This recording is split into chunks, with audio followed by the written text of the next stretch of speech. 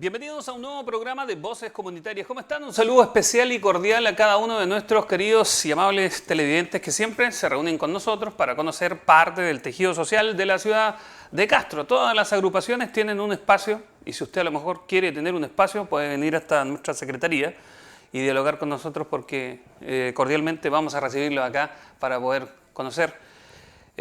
Son proyectos de vida de cada uno, con cada una de sus visiones de grupos humanos, sociales de la ciudad que quieren entregar algo también al crecimiento de esta comunidad. Hoy quiero contarles que está con nosotros, hay dos personas, se trata de don Francisco Chávez, quien ha llevado adelante un proyecto que quiero mostrarlo acá. Ahí está el proyecto, este libro que es de vivencias específicamente, se denomina Chiloé en la memoria, Mujeres en Resistencia. Relatos desde la memoria.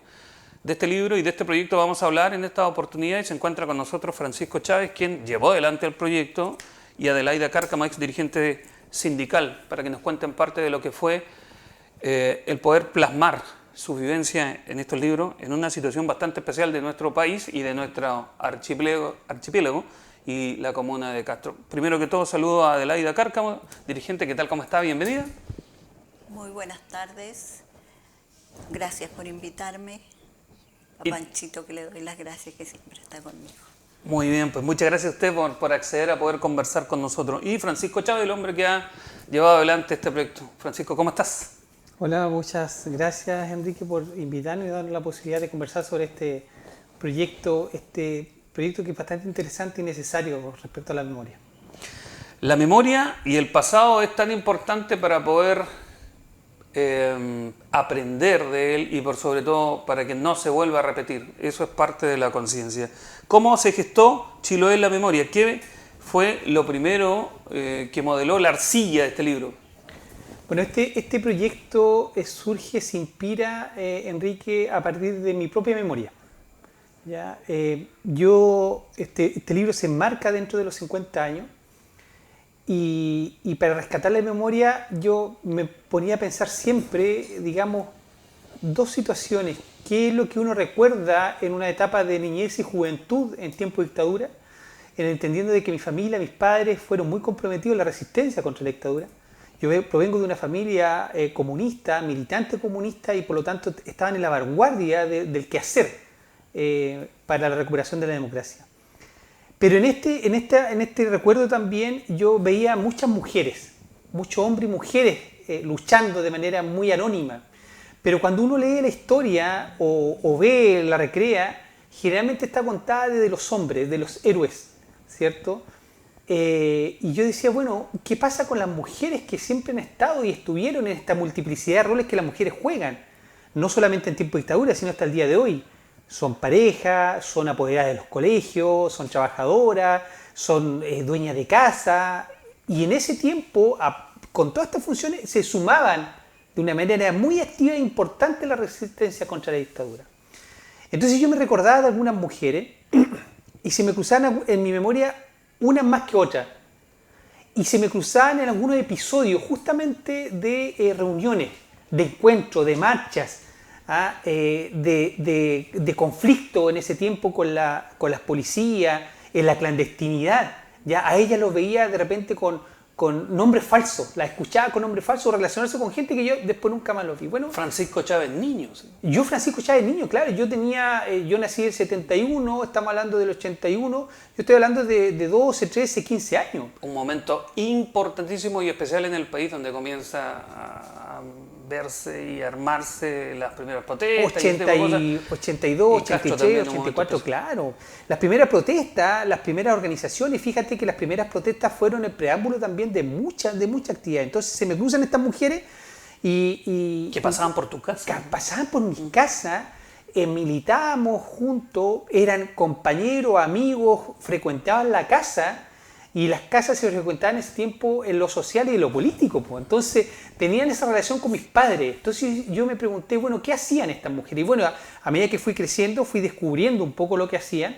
Y yo dije, bueno, ¿por qué no en esta posibilidad, a partir del propio relato, el relato directo de ella, de un testimonio directo, sin mediador, contar y poner en valor el rol de estas mujeres que jugaron un rol importantísimo para la recuperación de la democracia?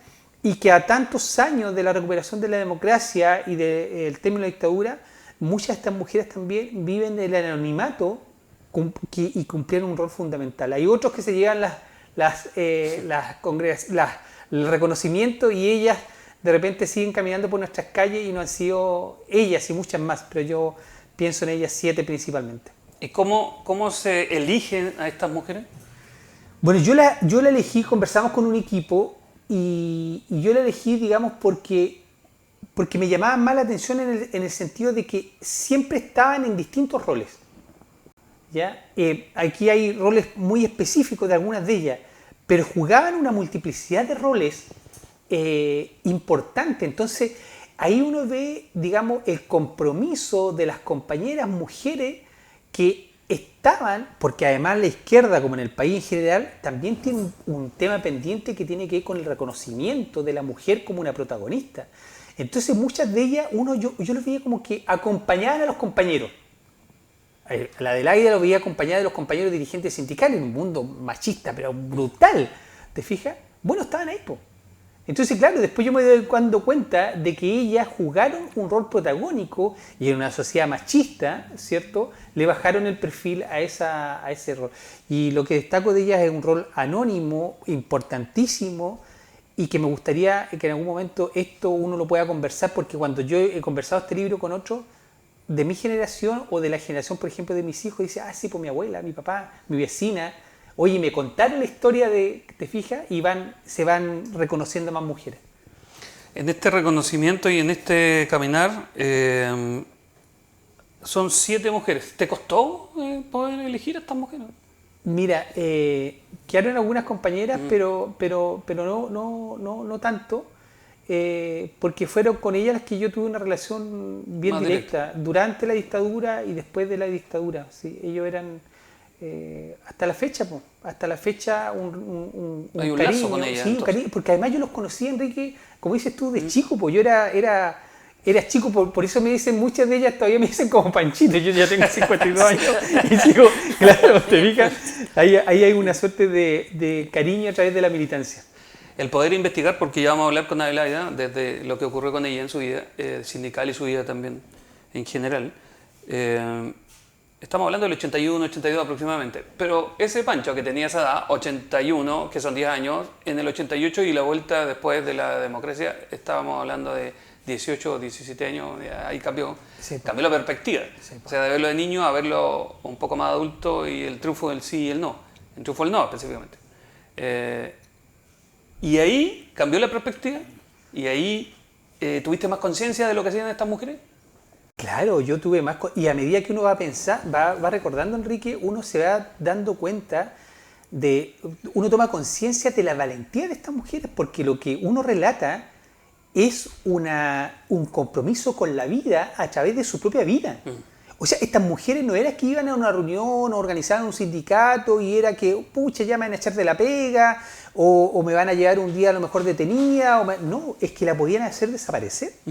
Es que ellas se la jugaron. Podrían no haber estado... y se la jugaron en conjunto con su familia, porque ellas colocaron la causa por la recuperación de la democracia muchas veces por sobre la historia y los intereses de su propia familia. Porque Y ahí yo rescato el valor de la mujer. Entonces yo digo, ¿cómo estas mujeres no tenían miedo? Y mi respuesta es que sí tenían miedo, pero se lo ganaron, po. Le ganaban al miedo, porque si no, ¿cómo lo hacían? ¿Te fijas? O sea, el valor de la valentía, efectivamente, de conversar este concepto, cómo ellas, a través del compromiso, enfrentaban una de las dictaduras más feroces de América Latina, ¿cierto? En el entendido a partir de la experiencia que habían detenido desaparecidos, que habían ejecutados políticos, que habían compañeros y compañeras presas políticas, exonerados, que lo pasaban muy mal. Bueno, estuvieron ahí, po. Estuvieron ahí, se la jugaron, estuvieron al pie del cañón. Llegó el año 90 la alegría, y yo creo que muchas de estas mujeres, yo creo no equivocarme, ellas aún están esperando la alegría. Aún la están esperando. Adelaida Cárcamo está con nosotros, quien es ex dirigente sindical. Señora Adelaida, cuéntenos un poco qué tiempo, cuando entró Salvador Allende, ¿qué edad tenía? Era, más que edad, ¿cómo fue ese tiempo? Me imagino usted, ¿cómo lo vivió eso cuando Salvador Allende entró al gobierno? Yo siempre le digo a los jóvenes, porque tengo la suerte de tener comunicación con muchos jóvenes, yo no sé por qué. Y yo le digo, el periodo más lindo que vivimos en este país fue el periodo de Salvador Allende. ¿Era muy joven? Tenía 21 años. Y a la primera persona que le doy mi voto y sale electo presidente es Salvador Allende. Así que tuve la suerte de cooperar con un granito de arena, con mi voto, porque en ese entonces se votaba a los 21 años, uno recién tenía derecho a voto. Y sale Salvador Allende, y siempre he dicho, él fue el mejor presidente que tuvo este país. No hay otro, no hay nadie. Pasaron 3 años y se destruyó lo que se había construido como país. Sí. Y ¿Cómo vivió ese momento usted? Terrible. Fue muy terrible. En el caso mío, por ejemplo, se me quitaron muchas cosas que yo podía haber sido, como quedarme sola con 3 niños. Tuve 3 hijos que los crecí solita, por opción, obvio, por opción, gracias a Dios. Y yo, para ese entonces, en el periodo de Salvador Allende, que yo trabajaba en costura, trabajaba en fábrica siempre, en esa fábrica de blue jean en ese entonces, Castro Puerto Libre. Y le recuerdo, siempre le digo a los jóvenes, los otros días vino un colectivo y me dice, oiga, tan malos los sueldos. Mire, le dije, cuando yo empecé a trabajar a los 17 años, mi primer sueldo, mis sueldos eran de 150 pesos. Era nuestro sueldo del mes. Cuando llega el gobierno de Salvador Allende, yo estoy ganando en la misma fábrica 250 pesos. Al periodo de que la dictadura derroca al presidente, asesinan al presidente Salvador Allende, yo ganaba 6.500 pesos, era mi sueldo mensual. Yo le digo, hijito, hagan memoria y piensen, yo lo viví. No fue que a mí nadie me lo cuenta, yo lo viví. Y trabajaba y había trabajo, y uno, en ese periodo, a nosotros nadie nos maltrataba. De repente era como abusivo de la gente que llega y decía, no, yo me voy porque tengo trabajo aquí. Si usted no me gusta esto, me voy. Y costaba mantener la gente trabajando porque había mucho pega. Trabajo. Había pega. Y como le digo, de 250 estaba ganando 6.500 pesos. Nunca me olvido. ¿Cuándo usted empezó en el mundo sindical? Yo empiezo como por el 83, por ahí, cuando ya empezó como un poco reactivarse todo esto que era empezamos a ponerle el peso a las balas nomás, pues. Pero todo ese tiempo anterior, ¿cómo lo vivió? ¿Cómo se vivió en Castro ese tiempo?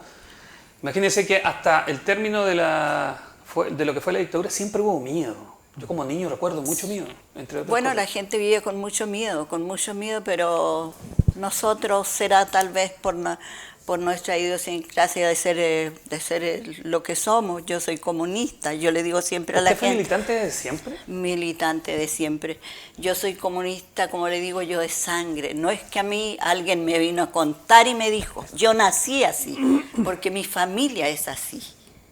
Mi familia, mi raíz de familia que viene de allá, de Quellón, de Yaldá, mi familia. No hay uno que no sea comunista. Usted me está diciendo que a los 21 años votó por Salvador Allende, Sí. era una persona muy joven. Después fue derrocado en las situaciones que ya sabíamos Salvador Allende y se comenzó a escuchar desde Santiago de gente detenida, de gente desaparecida, de gente torturada. Esas cosas, las primeras que empezó a escuchar, que llegaban de lejos, que podrían ser, me imagino yo, se creían, no se creían, ustedes los recibían por medio de, me imagino que de cartas y ese tipo de cosas, porque había unas formas especiales de poder comunicarse. ¿Cómo las recibió? De gente que a lo mejor usted conocía de Santiago o de alguien y que comienza a desaparecer y que comienza a no saber dónde está. ¿Sabe que yo nunca tuve miedo? Lo recibí con mucha pena. Lo que sentí fue mucha pena por nuestro presidente y por nuestra gente que dio su vida.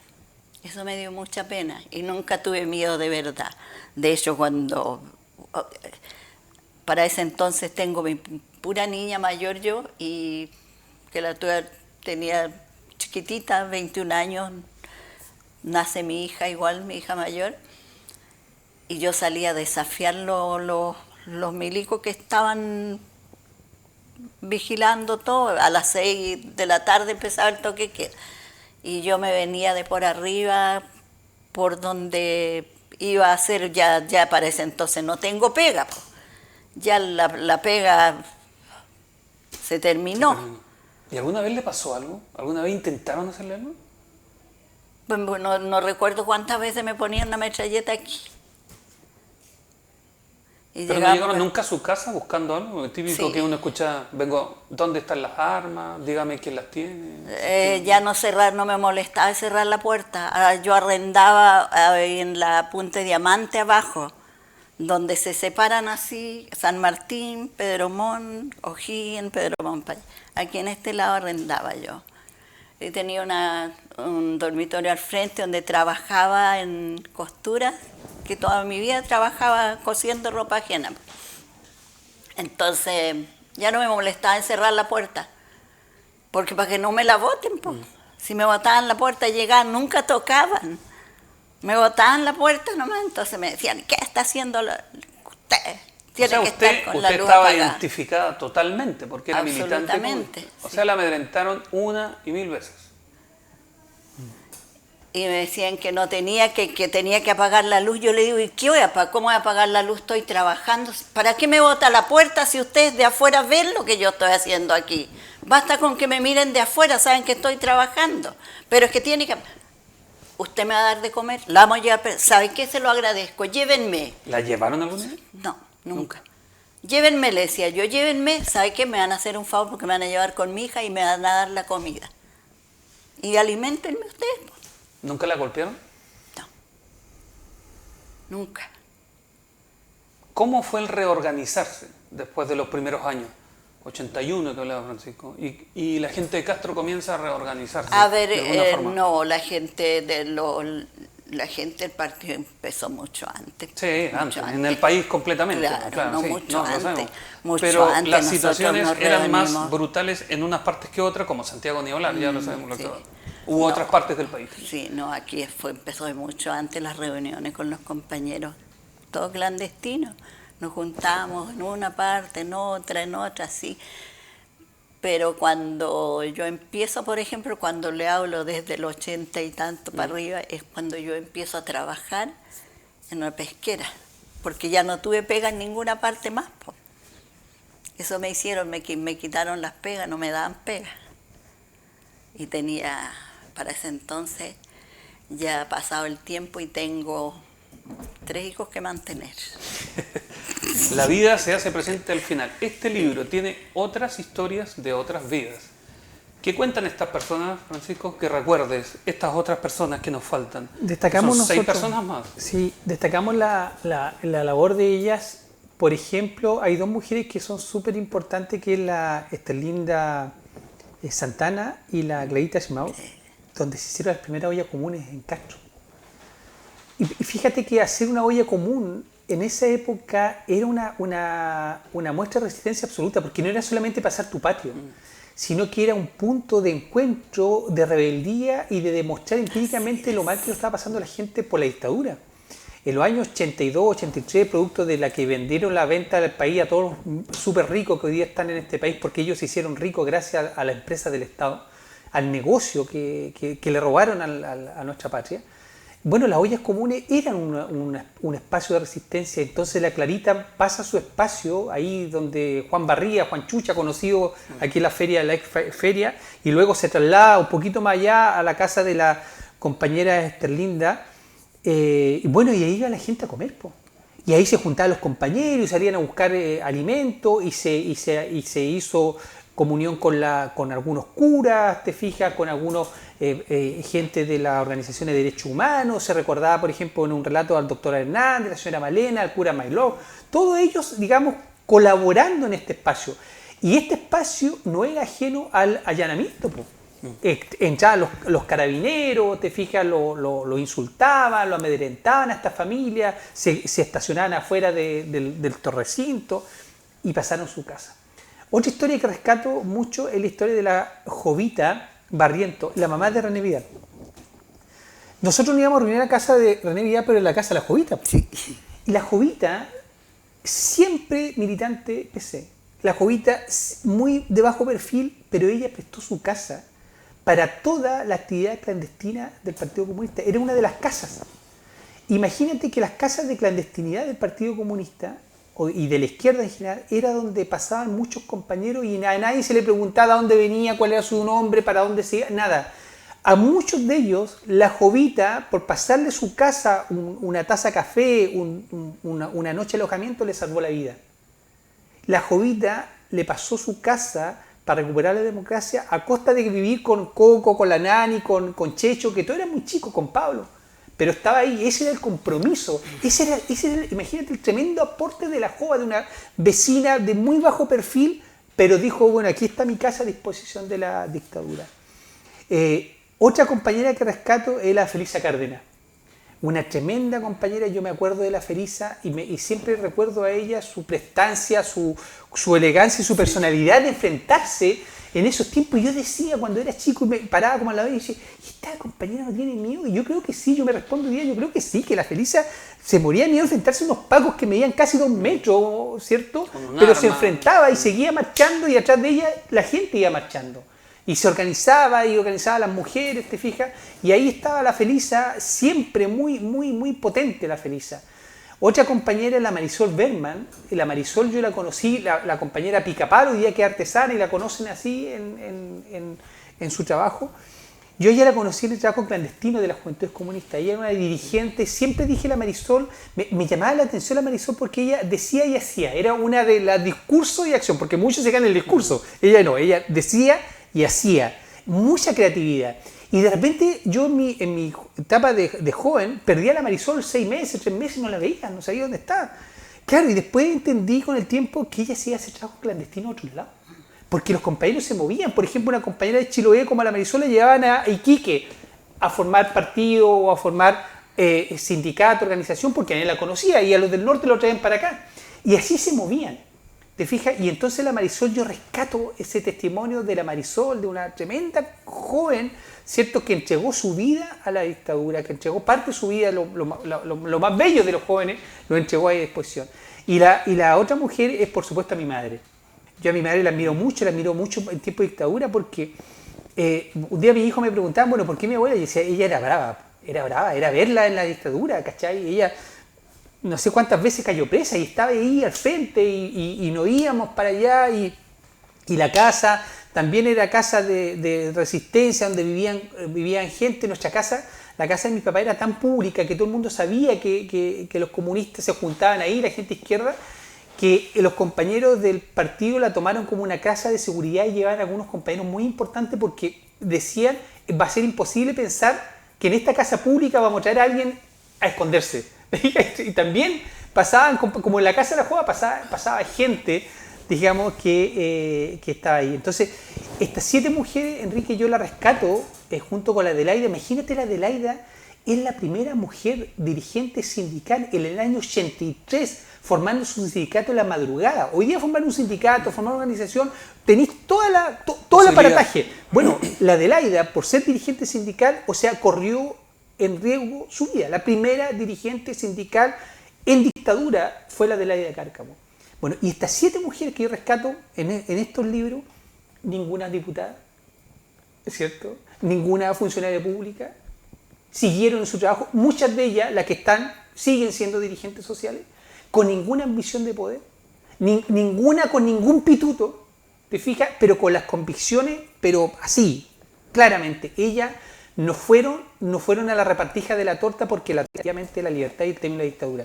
Entonces son 7 mujeres de una honestidad y de una transparencia absoluta que creo que ellas son un ejemplo de verdad a seguir y a rescatar la memoria de gente con un compromiso muy sincero en la época más terrible de nuestra vida, que es la dictadura, pero gracias a testimonio y a trabajo como ellos, estamos donde estamos, por Enrique.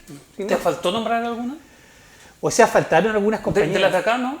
No, son las 7. Sí, son las 7 que están, las 7 compañeras que yo las conocí muy joven, digo, y en distintos espacios, pero además, fíjate que las 7 se conocen. Las 7 se cruzaban también, pues yo le preguntaba y le decía, mira, entrevisté a la Mari y la Mari me decía, oye, pregúntale a la Clarita esto, claro, yo le decía, oye, la Marisol me dijo esto, y fue, o sea, ¿estaba entrelazado? No, fue muy emocionante porque también yo me voy recordando parte de mi historia de joven, de niño, que fue una historia bastante dura también. Nosotros lo pasamos muy mal en tiempo de dictadura, pero gracias a la solidaridad también, al compromiso, al estar ahí junto con los compañeros, yo creo que a nosotros como niños también en cierta medida nos trataban como disfrazar un poco estos momentos malos que nuestros padres y nuestros compañeros pasaban, de mucha miseria, de mucha pobreza, de mucha humillación, de mucho maltrato. ¿Alguna de estas mujeres fue detenida, torturada? Varias de estas mujeres fueron, sí. Ahora, yo creo que lo peor que pasaron a esta mujer, lo que peor puede pasar, lo dice la Marisol, es la tortura psicológica.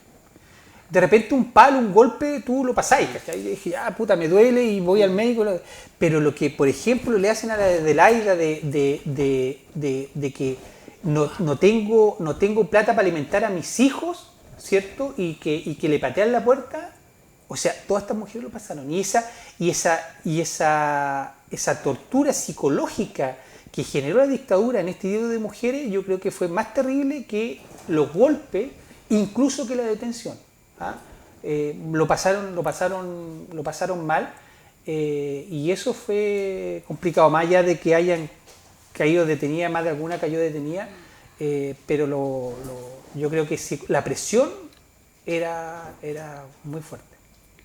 Sí, hay personas que están viendo el libro acá y quieren comprarlo, quieren conseguirlo. No, el libro es gratis, me lo pueden pedir, a mí me quedan alrededor de unos 50 ejemplares. Nosotros la idea es que lo podamos ir compartiendo con gente. Yo trabajo en el PRAE, que es un programa de derechos humanos, ahí voy conversando también con los compañeros y dándole este libro, y esperamos nosotros ya retomar clases, poder hacer algunos encuentros también en los colegios, y por eso es súper importante, Enrique, este tipo de entrevistas, porque es la memoria, pues la memoria tiene que ser un acto de rebeldía permanente, la memoria es un acto filosófico que nos hace preguntar el por qué. O sea, ¿por qué una mujer como la Adelaida, una buena persona como la Adelaida, una buena madre, una buena vecina, una buena dirigente sindical, pasó por lo que tenía que pasar?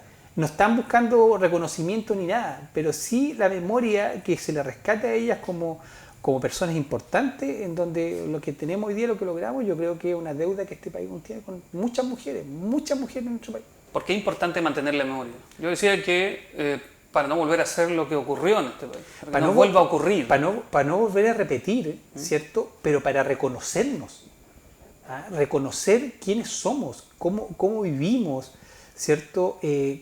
reconocer las historias particulares y colectivas de cada uno, de poder entender un poco la dinámica social, esto de que efectivamente yo tengo una posición política clara, pero el que piensa diferente no es mi enemigo, yo no lo voy a matar, yo tengo una diferencia.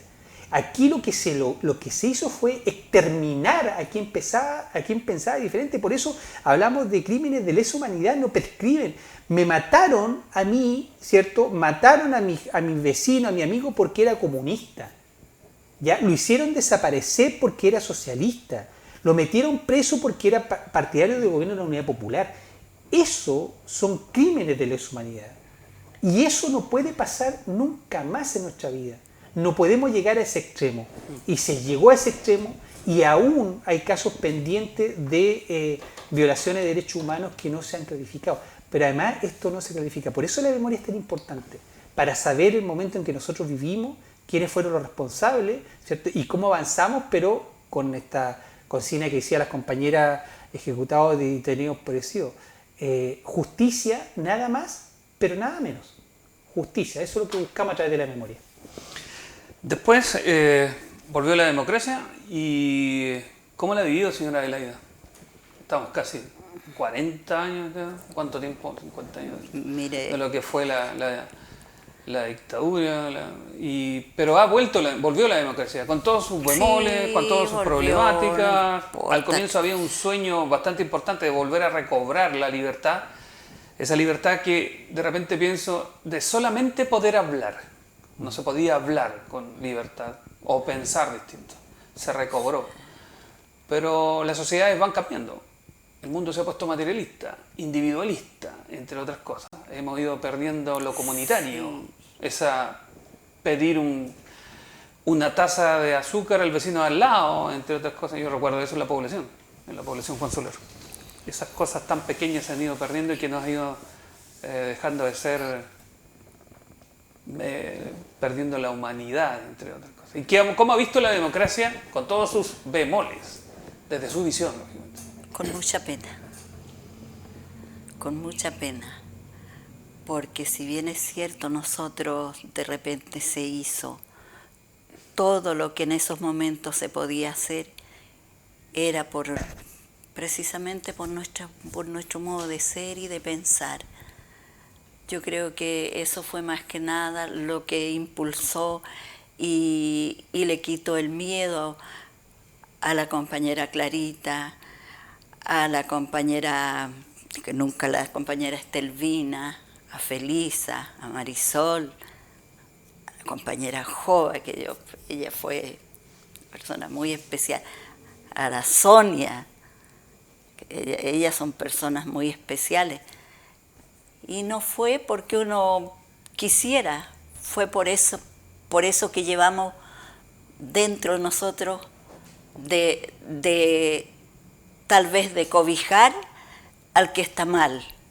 ¿Cómo yo ayudo? Nosotros tenemos eso, como comunistas, tenemos eso. Hoy día, sí, yo creo que muchos no lo perdimos, una gran cantidad lo perdió. Incluso los comunistas. Lo perdieron. Por eso nosotros entregamos parte de nuestra vida sin mirar a quién, siempre proteger al que le faltaba, al desvalido, ya sea en la comida, ya sea en un cariño, en la pega. ¿Cómo yo voy a permitir? Es que no podía permitir yo, con el pensamiento que yo tengo, que a la gente se le maltratara en el trabajo, que se abusara de ellos. Y lo mismo de haber pasado con las otras compañeras, era su sentir, es que nuestra forma de vivir, de cómo proteger, cómo ser nosotros, tratar de que si yo tengo hoy, que también tenga el otro. Mañana repartiremos, si nos falta chuta, nos daremos la taza, qué sé yo, un pan. Pero esa era nuestra forma de pensar. Y cuando uno ve que eso no está pasando, entonces ¿qué hace uno? Olvida el miedo, olvida todo. De hecho, yo de repente, hablando desde el caso mío, yo podía haber dejado a mis hijos huérfanos, sin su madre, que era lo único que tenían. Y no lo pensé, ¿por qué? Porque la gente estaba siendo maltratada. Cuando yo llego a la pesquera y veo que la gente se le daba una colación que era nada, a las 10 de la mañana, que si llegó un poco tarde le quitaban la colación, que por ejemplo llegábamos a trabajar y no había materia prima en la planta y te decían, no, pues cuando llegue viene, pero nosotros estábamos mediodía y a veces el día y la gente se iba todo el día y sin comer y sin ganar un peso, pero ahí. Y yo como buena comunista sabía que cuando uno está a disposición de una persona empleadora, a mí me tiene que pagar, yo no tengo culpa de que no me dé pega, po. Diferente es estar ahí sin hacer nada que estar en mi casa. Ahí yo dije no. ¿Hoy día no valoramos la democracia? ¿Se perdió ese valor que teníamos de aquel tiempo cuando se inició la democracia en el país? Es que hoy día está como mal enfocada la democracia. ¿Por qué? No sé, porque la gente cree que por ser, por ejemplo, ser comunista, nosotros somos el problema. Cuando el problema es todo el mundo se equivoca. La gente perdió el sentido de lo que es ser libre. Cuando yo hablo de que esta democracia media es porque si yo voy y hablo mucho y dicen, ah, no, esta es comunista. ¿Por qué será? ¿Por qué será? ¿Será porque los únicos que levantan la voz son los comunistas? Tal vez sea eso. Pero, y esta democracia tan selectiva que yo la encuentro, es tan terrible vivir en estos tiempos y este país que yo siempre le he dicho a mis jóvenes, siendo un país tan rico, un país tan hermoso, tan bonito, y hay mucha gente que vive con tan poco, que vive de una manera tan miserable. Podríamos ser más solidarios, ¿no? Entonces, esa solidaridad que hubo en aquel tiempo, esa se olvidó. La gente se perdió absolutamente. De hecho, a mí me da pena porque yo digo, los sindicatos, cuando nosotros formamos con mis compañeros ese primer sindicato que nos costó tanto, y nosotros sabiendo poco, pero nosotros nos educamos para que nadie venga y nos venga a decir, no, ustedes, trabajadores, obreros, ustedes no saben, no nos pongan la pata encima. Yo dije, no, nosotros tenemos que aprender, tenemos que educarnos, aprender, y así lo hicimos, y así fuimos por todos lados, formando todos los sindicatos, y la gente sabía que su gente ya no tenía que sufrir, porque empezaron a aprender las leyes que no se lo decían en ninguna parte, porque la dirección del trabajo era lo manejaba el patrón. Y nosotros lo sacamos eso, y sabe que hoy día, porque lo he visto, porque lo viví después de muchos años, logré entrar a una nueva planta a trabajar y lo viví, donde los dirigentes sindicales tenían ahí al lado de las oficinas de los empleados de la planta, una oficina para ellos, con su escritorio, con sus computadores, y ellos no entraban nunca a trabajar a la pesquera, ellos estaban adentro. Y si un trabajador reclamaba adentro de la planta que esto no estaba bien, y ella misma, las dirigentes llegaban y decían, no, usted por conflictiva, cuando venga el otro llamado de gente, usted ya no va a venir. Ha ido cambiando increíblemente este tema. Quiero agradecerle el tiempo que ha estado con nosotros la señora Adelaida Cárcamo, ex dirigente sindical, que forma parte de este libro, de este proyecto Chiloé, la memoria, Mujeres en Resistencia, relatos desde la memoria, que ha hecho Francisco Chávez. La señora Adelaida ha dado a conocer su testimonio y simplemente poder agradecerle la oportunidad de poder conversar con ustedes, que siempre se hace corto el tiempo, siempre quedan algunas cosas. pero agradecer la posibilidad, la sinceridad y conocerlo in situ, lo que pretendía Francisco con este proyecto. Primero le agradezco a usted, señora Adelaida, muchas gracias por venir a nuestro programa. Yo también quiero darle muchas gracias por esta oportunidad de estar aquí para que públicamente agradecerle, como dice el Panchito, porque yo digo Panchito, agradecerle a Panchito este gran acierto que tuvo, dejar el machismo de lado y saber acordarse de las mujeres, que también las mujeres, pucha, que somos necesarias a veces y cuando nos proponemos hacemos cosas. Grandioso. En este país. Oye, Francisco Chávez, muchas gracias. Oye, no, gracias a ti, Enrique, por esta oportunidad y a reivindicar el tema de la memoria. En todos lados pasaron cosas y en todos lados tenemos mujeres como la Adelaida, las que están en este libro, que nos ayudaron a recuperar esta democracia que tanto nos costó, que tenemos que cuidarla, ¿cierto? Tenemos que mejorarla. Y una de las maneras de avanzar es justamente poder poner en valor y conocer testimonios vivos como los de la Adelaida y estas mujeres, llevarlo a los colegios, conversar acá, para que esto nunca más pase en nuestro país. En vida tiene que ser, dice. Exactamente. Muy bien, nos vamos. Muchas gracias a todos nuestros amigos que han estado en esta emisión de Voces Comunitarias. Y recuerden, una vez por semana nos reunimos con el tejido social de la comuna de Castro. Será hasta la próxima. Muchas gracias.